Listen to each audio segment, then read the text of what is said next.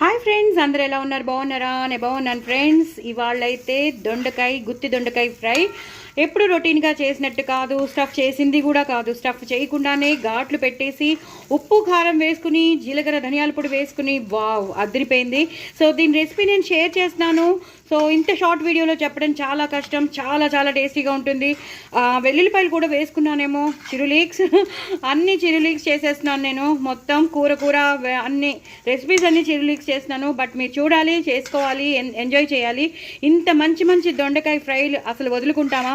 ఎంతమంది దొండకాయ ఫ్రైకి దొండకాయలకి ఫ్యాన్స్ ఉన్నారో చెప్పండి, కామెంట్ బాక్స్లో పెట్టండి. నేనైతే దొండకాయకి చాలా పెద్ద ఫ్యాన్ని. ఎన్నిసార్లు పెట్టినా తింటానని చాలాసార్లు షార్ట్స్లో కూడా చెప్పాను నేను. ఎన్నిసార్లు పెట్టినా ఎలా పెట్టినా తింటాను. యాక్చువల్లీ నాకు ఇదంటే చాలా చాలా ఇష్టం. ఇలా గుత్తి దొండకాయ అంటే మహా ఇష్టం. సో అందుకే చెప్తున్నాను, ఇలా చేసుకోండి. సింపుల్గా ఉంటుంది, టేస్టీగా ఉంటుంది, ఈజీగా చేసుకోవచ్చు.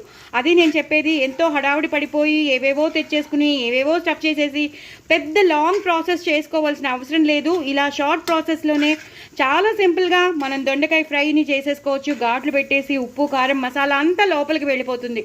సో ఇలా చేసేసుకోండి, ఎంజాయ్ చేయండి. నా ఛానల్ మాత్రం సబ్స్క్రైబ్ చేసుకోవడం అసలు మర్చిపోవద్దు. ఎస్పెషల్లీ పిల్లలు చాలా ఇష్టపడతారు. వాళ్ళకి అన్నంలో నంచుకుని పెడితే, ఇలాగ అద్దుకుని పెడితే వాళ్ళు ఈజీగా తినేస్తారు కూడా, చాలా ఇష్టపడతారు. అదే చెప్తున్నాను, ఎప్పుడు దొండకాయ ఫ్రైని మనం చిన్న చిన్న ముక్కలుగా కట్ చేసేసి లేదా పొడుగ్గా కట్ చేసి వేస్తాం. అలా కాకుండా ఇలా వేస్ట్ చేసి చూడండి, చాలా చాలా టేస్టీగా ఉంటుంది. చిన్న